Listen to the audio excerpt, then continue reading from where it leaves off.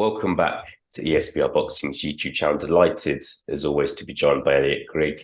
We are still thinking about the impressive performance of Canelo Alvarez against Jermall Charlo on Saturday night, where he pretty much won every round and retained his undisputed super middleweight championship. Elliot, we're going to go through some names here. We're going to discuss what's next for Canelo Alvarez. Obviously, as boxing fans, we kind of barely let boxers catch their breath before we ask who you're fighting next. I always thought it's a little bit unfair considering someone's just been in the fight, but that's what we're going to do. The first question is, what did you think of it on Saturday? Pretty one-sided fight. I was disappointed. Yeah, obviously. I think to be honest, the only sort of complexity with it to me is whether I've seen a lot of people saying Canelo's back, Canelo's the old Canelo, etc. I'm not entirely convinced that's the case. I just think Charlo was really poor.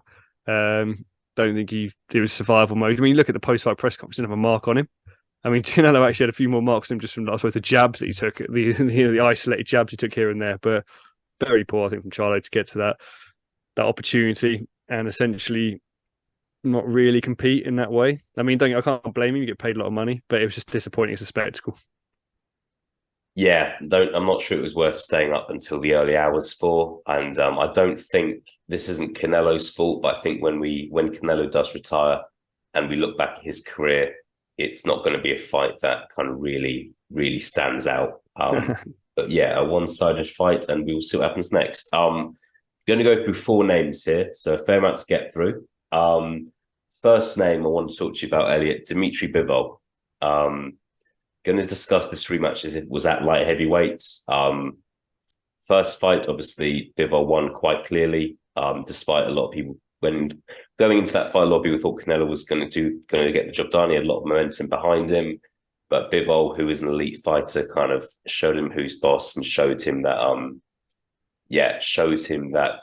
kind of he was maybe taking one step too far in terms of jumping up in weight. Thoughts on this fight potentially being next for Canelo? I've got some mixed thoughts on this because I don't want to see it at light heavy, frankly. I don't want to see that again. And this is why I'm not necessarily sure it would happen, but I know Bivol's been saying that he would relish the opportunity.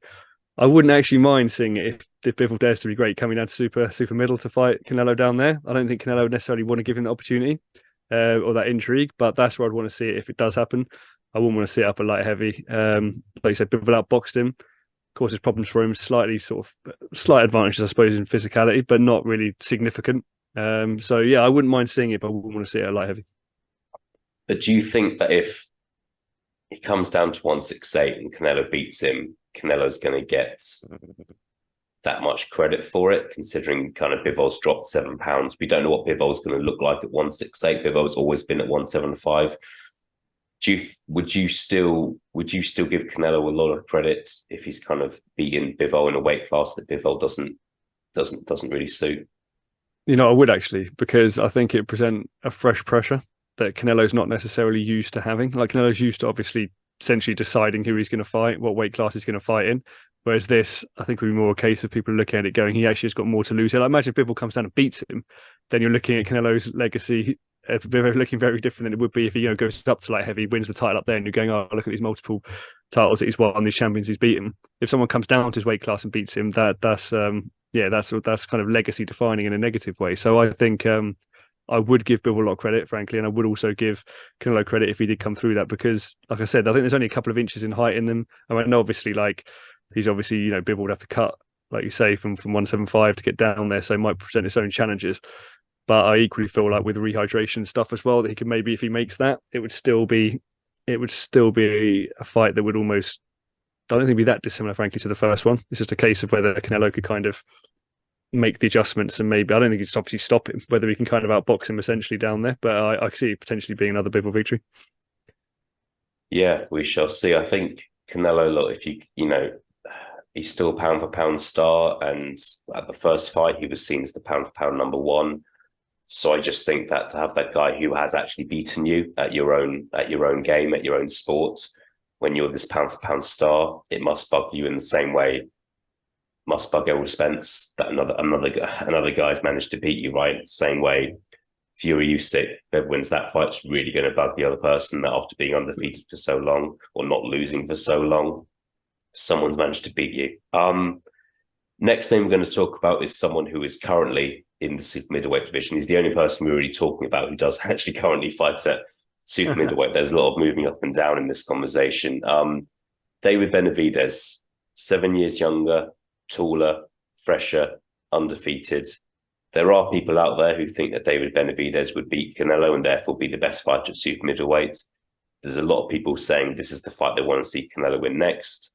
Give us your thoughts, Elliot. Yeah, you know what? I can understand that. I can understand that fully. Simply for the reason, I suppose, you're looking at it going, he obviously carries power. Benavidez, what is he, 23 KOs and 27? The size difference as well would be noticeable. I think he's got 4 inches in reach and in height. Pressure fight as well. I think he would look to stick it on Canelo. I mean, I think the style of the fight would essentially be him coming forward and Canelo obviously counter punching and sort of going backwards. He does. I don't think Canelo would be into him in the same way that he was into the taller guys like, Callum Smith, for example, and even Charlo at the weekend. So I think it would be more a case of him approaching it possibly as he did the Triple G fight, the pattern of that fight being similar. It's a fight I would like to see. It is a fight I would like to see. I'm not going to lie to you. I feel like it's a fight that Benavidez would deserve. I feel like Canelo, in some ways, if he doesn't fight him, it'll always be that he never fought Benavidez sort of thing. But in a similar stance, it's almost important for me to say here, as it was with Mayweather, like you can't fight everybody. So, I don't necessarily, I'm not going to sit here and say he's ducking Benavidez if he doesn't, or if there's more money in other fights. But I think out of the people that we're potentially going to talk about, which we're going to get onto the others we haven't mentioned yet, for me, this would actually be probably the most challenging fight in some ways from a physical perspective. We talked about Bivol. I think Bivol could potentially beat him from a sort of boxing perspective, but I don't think they would have the same sort of physical challenge that Benavidez or the style that Benavidez would present. So that's why I'd be intrigued. But again, Benavidez still only beat Caleb Plant, didn't he, on points. So you look at that as well and you think, well, he may not be, Alvarez has fought obviously Plant as well. He may not be the killer that necessarily people think he is. And if he does come up against Alvarez, he could lose, UD fairly convincingly. So he's almost, in my position, I'd like to see it, but equally, he could almost be a better fighter from not fighting Canelo Alvarez at the moment than if he does fight him and loses. Yeah, on a side note, it would be really interesting to see who Benavidez does fight if he doesn't fight Canelo next. Like, to be honest, there are other names in the super middleweight division. Demetrius Andrade is another one. Caleb Plant, obviously, that we mentioned. Jaime Munguia as well, who's still undefeated. But Benavidez does still seem to be kind of the top dog, just underneath Canelo at the moment. It's not quite the top dog. We'll see. I personally don't think that fight will happen next. I just think it's one of those where Canelo looks at him and sees how tall he is, how much younger he is, how good he is, and thinks, I think I beat you, but I'll pass. There's other fights there that are Canelo might see as easier fights that involve more money. That we'll get onto a little bit. But yeah, for me, I would love to see it, but I don't think I do, to be honest. This is the one I'm really interested to talk to you about, Elliot. Described by some people as a fantasy fight, was kind of dismissed by Canelo in the post-fight press conference on Saturday night. Just basically said this guy it could happen, but he's not really in the plan. However, this guy has, since defeating Errol Spence, has been calling for this fight. There's people have been talking up this fight. Terence Bud Crawford, pound for pound star, undisputed at welterweight, former undisputed at super lightweight. Thoughts on this fight? Are you a fan of it? Are you not? That's the first question. Would you be interested in this fight? Would you get up for this one? Absolutely, I would, and I'll tell you for why. I think actually this would bring a similar sort of pressure to kind of what we're talking about with Bivol. Like in a way, it's like it's not his attempt from an ego perspective of daring to be great, as the phrase goes. It'd actually be Crawford daring to be great, to step up and fight Canelo. So in some ways, the pressure would almost be on him in a different way. I'll be up for it because I also think that, don't get me wrong, I think the weird thing is that both men, if you stood them in a room together, height-wise and physicality, don't look too different. But I think the difference, obviously, you look at is how broad Canelo is in the back and how much muscle he has on him. So, for example, it would have to depend on really the weight they did fight at, to be honest with you. I mean, I know he was talking, wasn't he, potentially about coming up to sort of super middle and all that sort of stuff as well. I think that might be a bit too high. But if they could fight sort of weight below that, I would like to see it. But I just feel like for Crawford to come straight up there, having fought Errol Spence down at welterweight would be probably a bit too much, and it would almost look that it'd be that sort of fleshy muscle that people tend to have when they sort of go up. It would almost be like he's not trained as hard, and therefore he's a bit bigger, rather than him actually sort of carrying that weight naturally. But I would like to see it. But equally, I feel like you'd have to manage it, the actual weight, carefully. Otherwise, I think it'd just be too much for Errol Spence. But I do think he'd have a live go. Frankly, I think he'd have a lot more of a go than Charlo had last weekend. Yeah, I've got mixed feelings about it. It would be a massive fight. It would be £2 for pound stars. If you were to ask the question to people who were like some of the best fighters in the last 10, 15 years, Crawford and Canelo both have to be right up there. I mean, we're saying this though. We are literally saying that if Crawford, they're both 5'8", I think Crawford might even have longer arms. But if Crawford manages to come up and beat Canelo at super middleweight, you're almost like the all-time great debate is kind of over. Like, you can kind of, from a boxing perspective, it's almost over. You can argue who you want from a personality perspective, but you can't really sit anyone above that, I don't think. Yeah, definitely. Like, one thing I would add here is I don't think this fight happens at a catch weight. I don't think Canelo would come down at all. And I think that to make this fight as big as possible, it would be, they would want to have it as undisputed versus undisputed again. And the only way it can be for Canelo Alvarez's belts, I hope, is if this fight's at 168 pounds.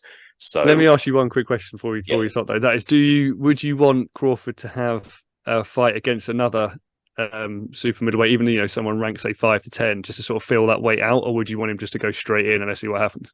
In an ideal world, I would have him maybe even fight at middleweight first, and then fight at super middleweight. That's what I'd like to see happen. But Terence Crawford's 36.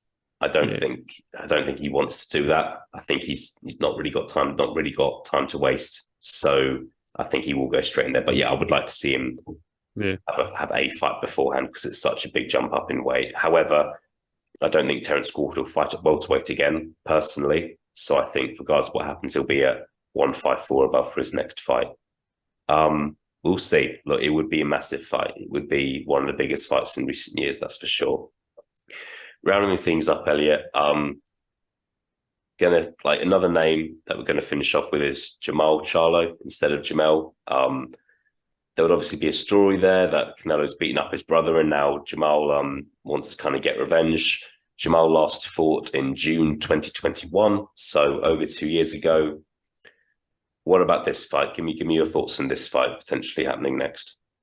Absolutely not. I don't think, to be honest with you, there's any clamour for it really outside of Jermall Charlo at this stage. I think in some ways what happened with his brother fighting Canelo has almost made the appetite for it weaken, I think, to be perfectly honest with you. I know, and like you were mentioning, the ring rust that he's had.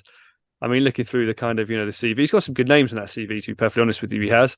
But I just don't want to see it. I mean, what is he, 22 KOs and 32 as well? I just don't, and the ring activity is the main thing for me. I don't think he deserves to go straight in with Canelo. Out of all the names we've mentioned, this is one of my least preferred of all the options. And also, to be honest with you, I think Charlo would be better off fighting someone like Zanabek, fighting guys who are actually in his middleweight division that way. Or even, we've not mentioned him here, have Zanabek come up and fight Canelo, do the narrative around, Kazakhstan versus Mexico again after, what happened with Triple G. I'd rather see that narrative. I like a narrative as much as the next man, but not the one which is, you've beaten up my brother, so I should now deserve a multi-billion-pound opportunity of fighting you when I've sat out of the ring for years.